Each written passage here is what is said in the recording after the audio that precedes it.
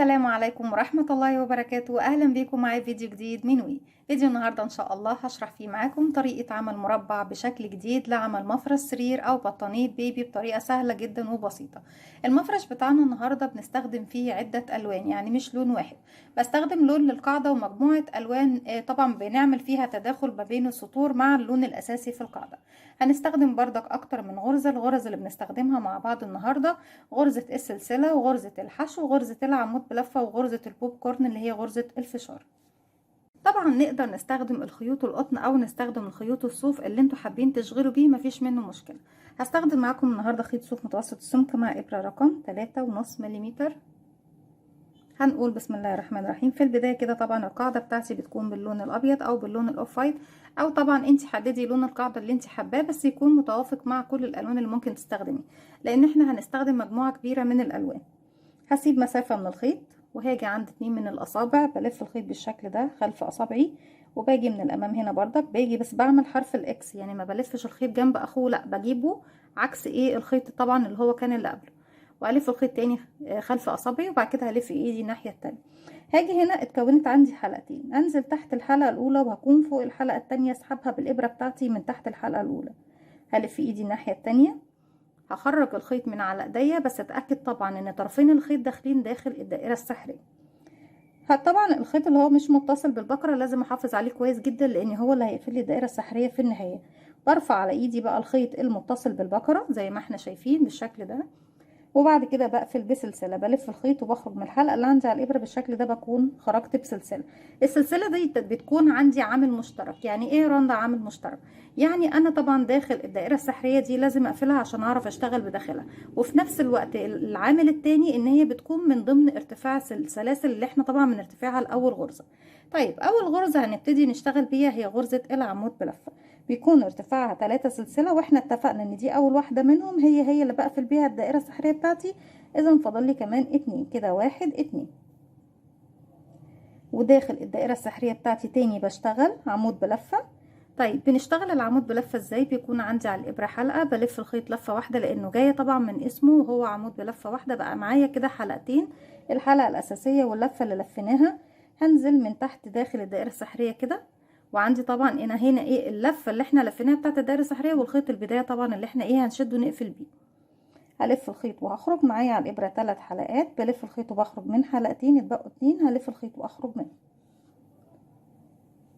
بعد ما اشتغلت 3 سلاسل واعتبرتهم اول عمود بلفه عندي، وبعديهم كمان عمود بلفه، هاخد سلسله مسافه وهعتبرها الزاويه بتاعتي. تاني داخل الدائره السحريه بشتغل كمان 3 عمود بلفه. ازاي بنشتغل؟ وبكرر تاني. بيكون عندي على الابره حلقه، بلف الخيط بيبقوا حلقتين، هدخل في الفراغ بتاعي داخل الدائره، الف الخيط واخرج تاني، معايا 3 حلقات، هلف الخيط واخرج من حلقتين، اتبقوا لي حلقتين، هلف الخيط واخرج من حلقتين، هكمل كمان 2 عمود بلفه، يبقى عندي المجموعه بتتكون من 3 عمود بلفه. هنا في البدايه احنا اشتغلنا منهم 2، اذا فاضل لي 1 هكمله طبعا بعد نهايه الراوند.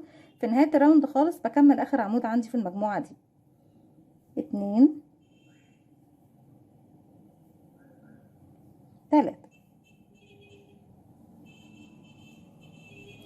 بعد ما بكمل 3 عمود بلفه باخد سلسله، وتاني هدخل اعمل كمان 3 عمود بلفه.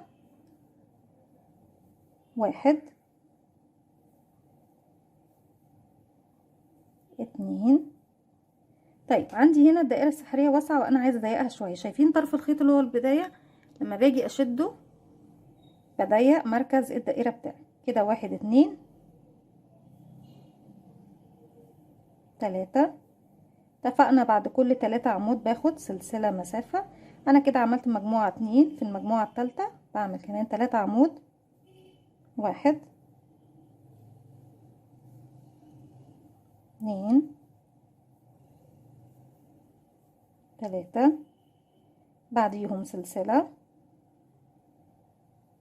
زي ما احنا شايفين. انا عندي هنا مجموعة وهنا مجموعة وهنا مجموعة، المجموعة رقم 4 المفروض ان انا بعد ما باخد السلسلة اللي احنا اخدناها دي، احنا اخدناها اخدناها اكيد، هروح اشتغل كمان عمود بلفة 1 اللي هو المكمل لل2 عمود دول، يبقوا 3. وهروح فين يا بنات بقى؟ انا كده خلاص، بصوا طرف الخيط بشده خالص عشان اقفل مركز او سنتر الدائرة بتاعي. عند تالت سلسلة ارتفاع بدخل وبقفل بغرزة منزلقة، الف الخيط واخرج منها واخرج كمان من الحلقة اللي عندي على القلب. اذا انا كده ابتديت اكون المربع بتاعي زي ما احنا شايفين، والاربع زوايا عندي 4 مجموعات فيهم 3 عمود بلفة، دي مجموعة ودي مجموعة ودي مجموعة ودي مجموعة. عندي 4 زوايا اللي هي عند سلسلة 1 2 3 4. طيب هنبتدي الراوند التاني منين؟ انا هقول لكم نبتدي الراوند التاني منين. كان ممكن نبتدي من نفس المكان اللي انا فيه، بس انا مش عاوزه ابتدي من نفس المكان اللي انا فيه. انا عاوزه ابتدي منين يا بنات؟ احنا عندنا طبعا ده العمود اللي انا واقفه عنده، ده العمود رقم 2، وده العمود اللي بعده همشي ليه كمان بمنزلقه، وهمشي المكان السلسله كمان بمنزلقه، وابتدي الزاويه بتاعتي او ابتدي السطر بتاعي كمان من مكان الزاويه. برتفع من عند الزاويه هنا بقى كام سلسله؟ هرتفع 1 2 3، وهعتبرها اول عمود بلف موجود عندي هنا في الزاوية، لان احنا داخل الزاوية دايما بنشتغل كام؟ بنشتغل 2 عمود سلسلة، 2 عمود في نفس الفراغ. انا كده اشتغلت 3 سلسلة وهعتبرهم اول عمود. هدخل تاني اشتغل كمان عمود في نفس الفراغ فوق السلسلة،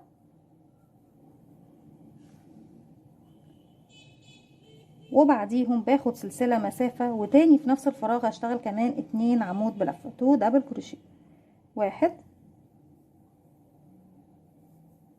2. طيب المجموعة اللي جاية هيقابلني ايه بقى يا بنات؟ هيقابلنا طبعا، بعتذر ان اللون الارضية فاتح واللون اللي بشتغل فيه القاعدة فاتح، لكن انا طبعا ما حبيتش ان انا اغير اللون، لان كل الشغل بتاعي اغلبيته هيكون طبعا بالالوان، ومفيش لون محدد ممكن احطه تحت اي خلفية للشغل. احنا طبعا اشتغلنا هنا على الزاوية بتاعتي 2 عمود سلسلة، 2 عمود داخل السلسلة اللي هي ايه في المنتصف. هنا هيقابلني 3 عمود بلفة. اول عمود بشتغله عمود بلفة عادي جدا، لكن تاني عمود بشتغل فوق منه ايه يا بنات؟ بشتغل فوق منه غرزة بوب كورن، وبعد كده بشتغل فوق العمود التالت عمود بلفة ايه زي. طيب انا دلوقتي المفروض ان انا وانا بشتغل العمود الاول دوت هغير اللون للون اللي انا هشتغل بيه غرزة البوب كورن. طيب بيكون كده ازاي؟ يلا نشوف. بيكون عندي على الابرة حلقة، بلف الخيط بيكونوا حلقتين، هدخل الفراغ بتاعي تحت حرف الفي، هلف الخيط وهخرج معايا 3 حلقات، هلف الخيط واخرج من حلقتين، واخر حلقتين هسيب الخيط بتاعي وهجيب اللون الجديد اللي انا هبتدي بيه، هلفه حلقة على الهواء وادخل فيه واقفله كمان عقدة بداية، هسحب الحلقة اللي باللون الجديد من الحلقتين الموجودين عندي. كده يا بنات بكون خلصت العمود اللي هو طبعا اللي فوق الاول تحت، وهروح بقى اشتغل فوق العمود التاني غرزة بوب كورن. يبقى احنا ايه؟ غيرنا اللون في اخر حلقتين من العمود الاخير بتاعي قبل غرزة البوب كورن. غرزة البوب كورن بتكون عبارة عن ايه؟ اني بشتغل 5 عمود بلفة، وبعد كده برفع الخيط بتاعي بشكل معين، وببتدي اسحب الحلقة بتاعتي اقفل غرزة البوب كورن. طيب معايا حلقة على الابرة، بلف الخيط بيبقوا حلقتين، هدخل بقى تحت الفراغ رقم 2، العمود رقم 2 من تحت حرف الفي، واشتغل العمود بتاعي كده 1 تاني في نفس الفراغ 2، وناخد بالنا ان انا بسحب معايا ايه؟ اطراف الخيوط. الخيط طبعا البدايه اللي احنا ايه ابتدينا بيه، والخيط الابيض لاني هبتدي اسحبه ايه بعد ما اخلص غرزه بوب كورن. 3 4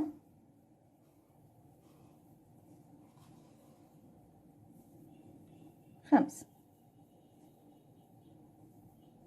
كده خلصنا 5 اعمده، وسحبت الحلقه بتاعتي لفوق زي ما احنا شايفين. هاجي عند اول عمود من غرزه البوب كورن اللي اشتغلناه، طبعا العمود رقم 1، هدخل بالشكل ده من قدام، وهدخل كمان معايا الحلقه دي على الابره، هسحب الحلقه اللي انا حطيتها على الابره دي من تحت حرف الفي لاول عمود بلف موجود عندي بالشكل ده، اداني الشكل البارز لغرزه البوب كورن او الغرزه المنتفخه.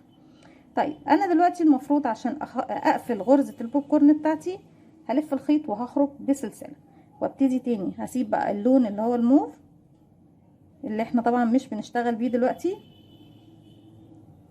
واسحب اللون الابيض تاني، واروح اشتغل العمود بلفة رقم 3 من تحت اللي هو العمود التالت هنا، واخلي معايا طبعا الخيط طبعا اللي هو البنفسجي دوت في الخلف عندي هنا عشان ابتدي ايه اسحبه تاني في المكان اللي انا محتاجاه فيه. طيب احنا كده خلصنا ال3 عمود دول، اشتغلت فوق اول عمود عمود، وفوق تاني عمود غرزة البوب كورن، وفوق تالت عمود عمود باللون الابيض هو.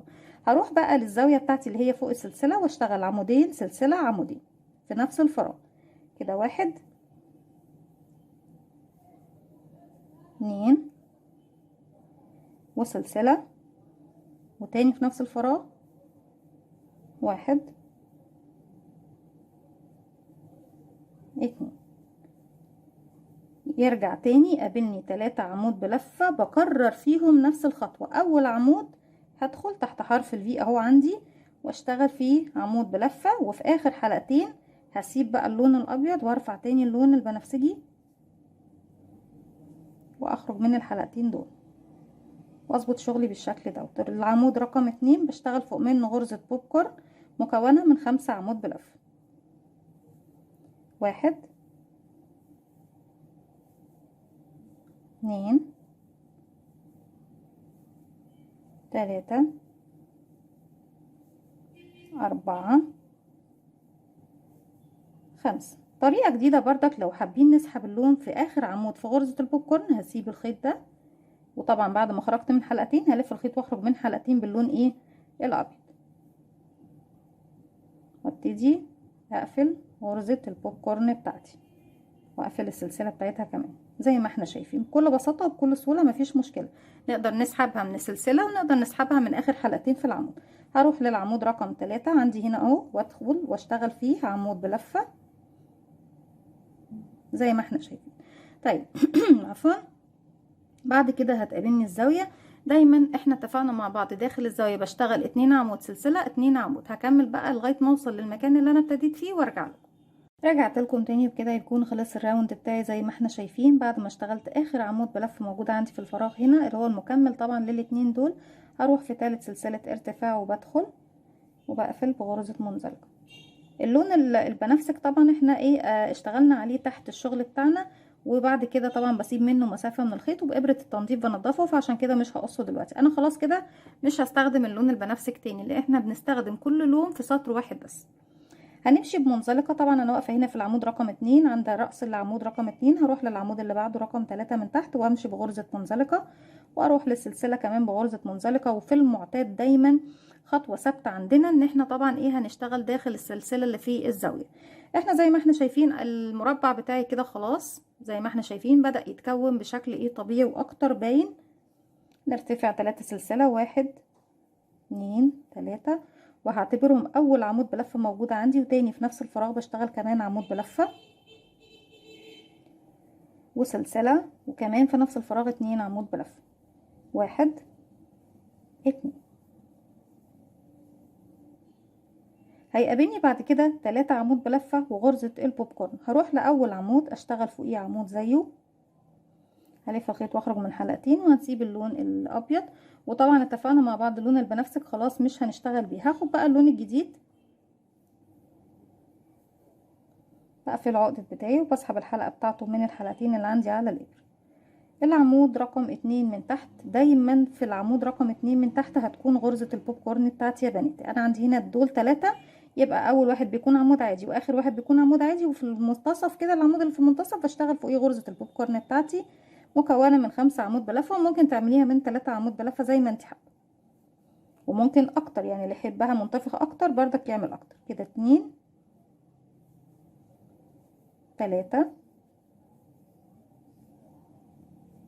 4 5. وفي اخر حلقتين هبتدي اغير اللون بتاعه او نسحبه من السلسلة، لكن انا افضل الطريقة دي، بس بحب اوريكم كل الطرق عشان تكون ايه الحكاية سهلة معاكم. بدخل تحت حرف الفي الاول غرزة واسحب الحلقة بتاعتي من تحتها واقفل بسلسلة. العمود رقم 3 الاخير عندي هنا اهو بشتغل فوقيه عمود، وهيقابلني غرزة البوب كورن نفسها. بدخل تحت حرف الفي الخاص بيها اهو هنا وبشغل عمود، والعمود اللي جاي كمان هشغل عمود، وفي اخر حلقتين هغير اللون الجديد بتاعي. هنسيب الابيض وهسحب اللون التركواز. ليه سحبت اللون الجديد، لان انا عندي هنا هيقابلني 3 عمود. اول عمود اشتغلت فوقيه عمود وغيرت اللون في اخر حلقتين. العمود رقم 2 هيكون غرزة البوب كورن الجديدة بتاعتي. 1 2 3 4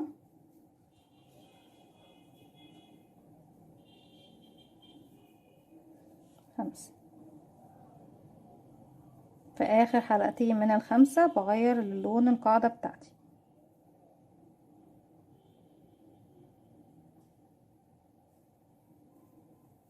واقفل بسلسلة واروح للعمود الثالث والاخير في المجموعة، طبعا ال3 اللي تحت 1 2 3، واشتغل غرزة عمود بلفة 1. طيب كده وبس؟ لا، احنا كده وصلنا للسلسلة. فاكرين السلسلة اللي احنا كنا اخدينها تحت اللي هي مكان الصدفة؟ اشتغل فوقيها صدفة تانية مكونة من 2 عمود سلسلة 2 عمود. 1 2 وسلسلة، وتاني في نفس الفراغ 1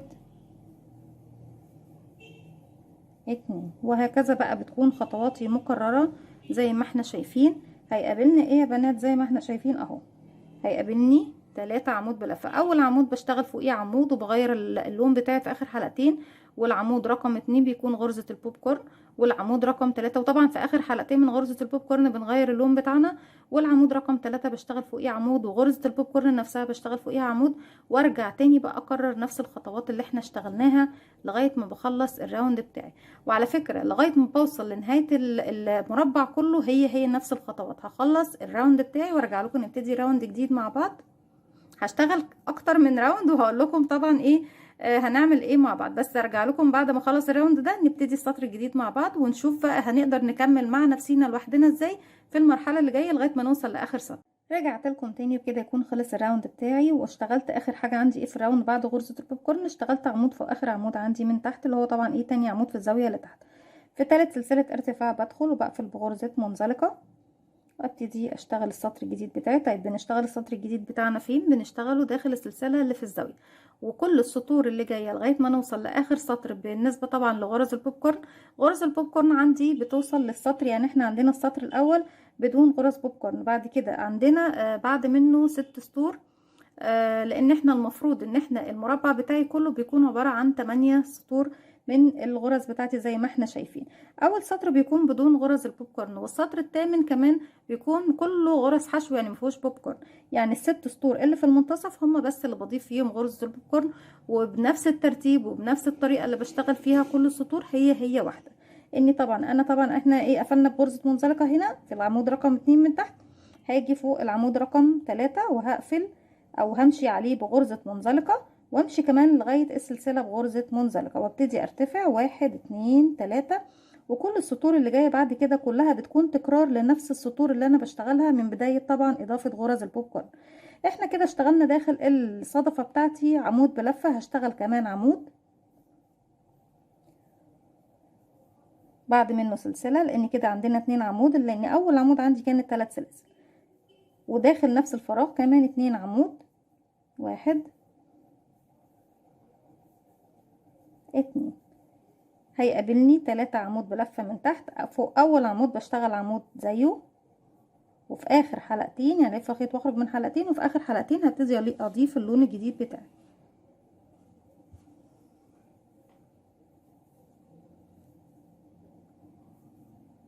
في امكانكم يا بنات ان انتوا تعملوا البطانية مربعات وتشبكوها مع بعض، وطبعا عارفين ان طرق التشبيك كتيرة جدا وعديدة، وفي امكاننا ان احنا نعمل البطانية كلها قطعة واحدة بنفس الخطوات اللي احنا ماشيينها دي بشكل مربع كبير. هتمشي بنفس الخطوات اللي انت ماشياها بس هتعملي بقى مربع كبير.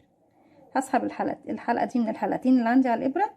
وطبعا بالنسبة للبنات والسيدات اللي هيفضلوا المربع بتاعنا يعملوا بيه بطانية بيبي، انا افضل ان انتي ما تعمليهاش مربعات وتشبكيها، لا اعمليها كلها مربع واحد بدون ما تعملي مربعات وتفصلي. مربع واحد هتكون جميلة جدا معاكي وسهلة وبسيطة ومش محتاجة تشبيك معاكي خالص. العمود رقم 2 بشتغل فوق غرزة بوب كورن. 1 2 3 4 5. وفي اخر حلقتين من العمود رقم 5 بنبتدي نغير اللون اللي احنا طبعا الاساسي بتاعنا.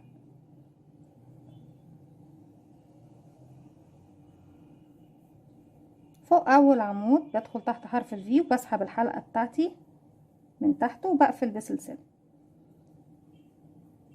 بعد منها في عمود هروح اشتغل عليه، وناخد بالنا لانه مش باين قوي لان احنا طبعا بنبقى مغيرين الحلقة بتاعته في الاخر فما بيكونش واضح قوي. ناخد بالنا من العدد يا بنات. فوق غرزة البوب كورن بدخل وبشتغل غرزة بوب كورن زيها، سوري، غرزة عمود بلفة فوقيها. هيقابلني 3 عمود بلفة بعديهم، بشتغل فوق اول عمود زيه وبغير اللون بتاعي، لان احنا اتفقنا مع بعض ان احنا دايما فوق كل 3 عمود بلفة بشتغل اول عمود فوقيه عمود واخر عمود فوقيه عمود، والعمود رقم 2 دايما بيكونوا فوقيه غرزة بوب كورن. وخطواتك هتفضل ثابتة لغاية ما تخلصي السطر رقم 7. عفوا. 1 2 3 4 5. كالمعتاد بغير اللون في اخر حلقتين. وعند اول غرزة بدخل تحت حرف الفي وبسحب الحلقة بتاعتي من تحتها وبقفل بسلسلة. العمود رقم 3 بشتغل فوقيه عمود، وناخد بالنا زي ما احنا شايفين الفراغ بتاعه يا بنات باين، لكن هو من تحت تحسوه مش باين لانه مستخبي ورا غرزة البوب كورن. عمود عفوا. فوق البوب كورن نفسها عمود،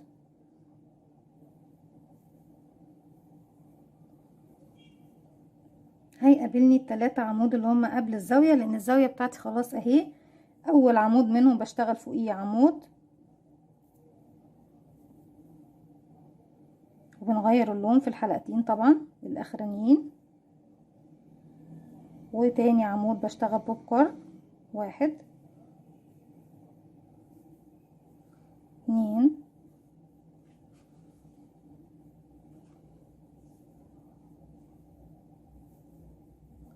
3 4 5. اخر حلقتين من اخر عمود بنغير فيه اللون بتاعنا وبسحبه من تحت الحلقة الاولى لاول عمود وبقفل بسلسلة. العمود الاخير بشتغل فوقيه عمود، هتقابلني السلسلة اللي هي طبعا الزاوية بتاعتي من بداية الشغل زي ما احنا شايفين. وداخل الزاوية دايما برضك شيء اساسي معايا وثابت ان انا بشتغل 2 عمود سلسلة، 2 عمود في نفس الفراغ. 1 تاني في نفس الفراغ، 2 وسلسلة، وتاني في نفس الفراغ 1 2. طيب كده وصلت ايه للمكان دوت التاني اللي هو نفس تكرار المكان عندي هنا. هنلاحظ حاجة يا بنات، طبعا انا هكرر بنفس الطريقة. عندي هنا 3 عمود، اول عمود هشتغل فوقيه عمود، تاني عمود هيكون فوقيه غرزة بوب كورن، تالت عمود هيكون فوقيه عمود، غرزة البوب كورن نفسها هيكون فيها عمود، والعمود اللي بعدها كمان عمود، وهنا بوب كورن وعمود عمود عمود بوب كورن عمود. هنا هتلاقي الزاوية فيها 2 عمود سلسلة، 2 عمود، وبكرر دوت لغاية الدوران بتاعي كله ما ينتهي والسطر بتاعي كله ما ينتهي. وهكرر بنفس الطريقة اللي احنا اشتغلناها طبعا على مسافة ال3 سطور. هشتغل كمان 3 سطور، بس في كل سطر بشتغله بيزيد معايا عدد الغرز وعدد حبات البوب كورن زي ما احنا شايفين. ابتديناها بحبة واحدة، السطر التاني بقى 2، السطر اللي بعده بقى 3، اللي جاي هيكون 4، واللي بعده 5، واللي بعده 6، وهكذا. وكل ما هتشتغلي سطور اكتر بنفس الطريقة هيديكي حبات بوب كورن اكتر، ويديكي طبعا الشكل اللي انت شايفاه ده، ان انت عندك القاعدة بتاعتك لون وعندك الالوان طبعا مختلفة، وممكن تعملي تدريج من الالوان حتى الوان قوس قزح او تدريجة الوان حاجة معينة انت حباها، او تدريجة مثلا الفرش عندك في البيت، الوان الحيطة، الوان الفرش طبعا اللي انت عاملاه في اوضه النوم، او في مثلا بطانية البيبي اللي عايز تعمليها. هتدرجي كل الالوان اللي انت حباها بما فيهم لون القاعدة، هتاخدي لون من التدريجات اللي انت طبعا عايزاها وتخليه القاعدة بتاعتك زي ما احنا شايفين. هكمل بقى بنفس الطريقة كمان 3 سطور وارجع لكم نخلص السطر الاخير مع بعض. وعامة حبيتي تعمليه مربع صغير وتشبكي مجموعة مربعات، حبيتي تعمليه كله مربع كبير، النهاية واحدة، وهي طبعا ايه السطر الاخير بيكون كله بغرز الحشو. انت ممكن تغيري النهاية وتعملي الاطار الاخير باي غرزة انت حباها، او طبعا باي طريقة تطريز انت حباها طبعا في السطر الاخير. هكمل بقى بنفس الطريقة وارجع لكم بعد كام سطر نشوف الشكل معانا مع بعض بقى. رجعت لكم تاني وبالشكل ده خلصت السطر رقم 7، وهكتفي بهذا القدر طبعا من الارتفاعات او التزايد، مش محتاجة اكبر المربع اكتر من كده. بالنسبة للمفرش لو هتعملوه مربعات، هو بيكون الحجم دوت مش اكتر، يعني بيكون الحجم ده، والسطر اللي جاي كمان بيكون كله بغرز الحشو. وبعد كده بنبتدي نشبك المربعات في بعضها. طيب طريقة التشبيك اسهل طريقتين طبعا، واحسن واميز طريقتين بالنسبة للمربع ده هي طريقة الخياطة اليدوية، اللي انت بتمسكي الخيط والابرة العادية وتخيطي تشبكي المربعات في بعض، لان انت كده كده بتشغلي السطر الاخير كله بغرز الحشو، فبالتالي بيكون عندك حرف في لكل غرزة موجودة عندك في حلقة امامية وحلقة خلفية، اللي هي الفرونت لوب والباك لوب، الضلع الامامي والخلفي، تقدري انك تشبكي فيهم، وهوريكي دلوقتي تشبكي فين بالظبط. والطريقة التانية وبرضك بفضلها وبحبها عامة زيها زي طريقة الخيط والإبرة، اللي هي طريقة غرزة المنزلقة، بتكون ناعمة وخفيفة ومفيش فيها أي بروز ومش وحشة، بتكون حلوة جدا. عندنا هنا زي ما احنا شايفين، وزي ما احنا شايفين طبعا تدريجة الالوان. وعاوزة اقول لكم في فكرة تانية، ممكن لو انا كملت المربع ده وكبرته اكتر، ممكن اعمل منه خدادية للانتريه او للصالون، او مخدة طبعا اللي احنا ايه بنحطها على الانتريه او الصالون، هتكون في منتهى الجمال والشياكة. وفي افكار كتير من المربع ده ان شاء الله هنطبقها مع بعض، مش عايزة احرق الافكار علشان خاطر ايه لما نيجي نطبقها مع بعض يكون عندكم حماس كده ان انتوا تعملوها معايا ان شاء الله. عندنا دلوقتي لما نيجي نشبك، ما بشبكش من وش المربعات يا بنات. هجيب المربع اللي احنا هنشبكه واحط الوش على الوش، يعني انا دلوقتي عندي الوش كده، هجيب الوش التاني وهحطه عليه كده بالشكل ده، وهاجي من خلفية المربع. بصوا شكل المربع من الخلف بيكون ايه، من الامام ومن الخلف، والله شكله حلو جدا بس طبعا دي الخلفية مش هي وش المربع. عندنا هنا طبعا بيكون عندنا ايه، بسم الله الرحمن الرحيم، نظبط بس الزوم بتاع الكاميرا. عندي حرف الفي زي ما احنا شايفين اهو. حرف الفي ده بيكون عندي فيه حلقة امامية وحلقة خلفية. لما باجي اشبك بالنسبة طبعا للخيط والابرة او بغرزة المنزلقة، انا باجي هنا بدخل في الحلقة الامامية من المربع اللي في وشي مع الحلقة الخلفية من المربع المقابل لي اللي هي بعيدة عن وشي خالص، بدخل فيهم وبسحب الخيط وبخرج منه تاني. اما بالنسبة للخيط والابرة طبعا، فان انا لما باجي اشبك باخد بقى من الناحية دي، لان ايدي كده بتخيط من الناحية دي، هدخل في الحلقة اللي هي بتكون بردك اللي هي تعتبر خلفية من عندي هنا، هدخل واروح سحبة الحلقة الامامية اللي قدامي واخيط، وارجع تاني ادخل من هنا في الامامية واخد بردك الخلفية اللي الناحية التانية اللي هي بتكون الخلفية اللي هي في ظهر الشغل خالص، وابتدي اخيط واشبك المربع بتاعي زي ما احنا شايفين. قلت لكم ان انتوا تقدروا تعملوا مفرش السرير كله قطعة واحدة زي ما احنا شايفين، هيكون كله مربع بالشكل ده. وطبعا هتكرري تدريجات الالوان بتاعتك.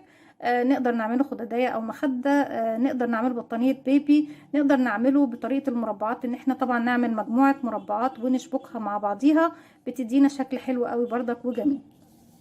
طيب السطر الاخير بيكون ايه، وان شاء الله في الفترة اللي جاية هيكون عندنا مجموعة مربعات مميزة نقدر نعمل منها مفرش سرير او بطانية، او طبعا حاجات كتير تانية باذن الله.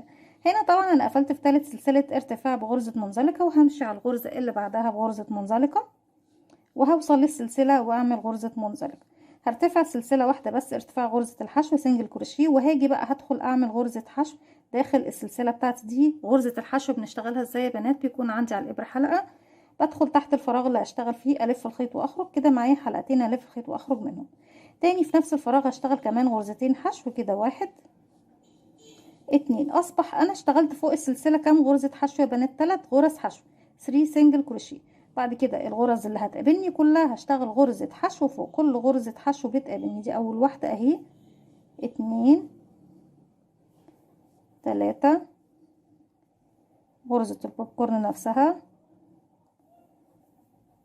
وهكذا كل غرزة بتقابلني بشتغل فوقيها غرزة حشو لغاية طبعا ما بوصل الى نهاية الراوند بتاعي. طيب في الصدفة او في الزاوية فوق السلسلة بنشتغل ايه يا بنات؟ بنشتغل 3 غرزة حشو زي ما احنا شايفين. بشتغل بقى غرزة حشو فوق كل غرزة حتى بما فيهم غرزة البوبكورن، ولما بوصل للسلسلة دي بشتغل فيها 3 غرزة حشو زي ما احنا شايفين. وبيكون ده طبعا شكل المربع بتاعي. وبعد ما بتخلصي كل مربع بتمسكيه بتنضفيه بالخيط والإبرة. وطبعا في فيديو خاص بطريقة تنظيف الشغل في الكروشيه عامة، يعني مش بس المربعات. دي كانت فكرة الفيديو بتاعي النهاردة. اتمنى ان هي تكون سهلة وبسيطة وتنول اعجابكم، وتحاولوا ان انتوا تطبقوها حتى لو في قطع صغيرة. وجميلة جدا ومبهجة جدا لو حبيتي تعملي منها خدادية او مخدة للانتريه او الصالون. بصراحة انا عن نفسي بحب الالوان المبهجة دي، بحس ان هي بتطلع الطاقة السلبية وبتدي كده روح من الحيوية والبهجة كده في المكان. اكيد طبعا انتوا بتحبوا الوان كتير حلوة وتدريجات كتير حلوة. وزي ما وعدتكم قبل كده ان شاء الله، بس اظبط الصور اللي معايا، هنزل لكم مجموعة من تدريجات الالوان في منتهى الجمال والروعة، وكلها كمان جاية من الطبيعة. ان شاء الله تعجبكم. ما تنسوش بقى لو عجبكم الفيديو تعملوا لي لايك وشير وسبسكرايب، واستنوني فيديو جديد من وفعلوا زرار الجرس عشان يوصلكم مني كل جديد. السلام عليكم ورحمة الله وبركاته.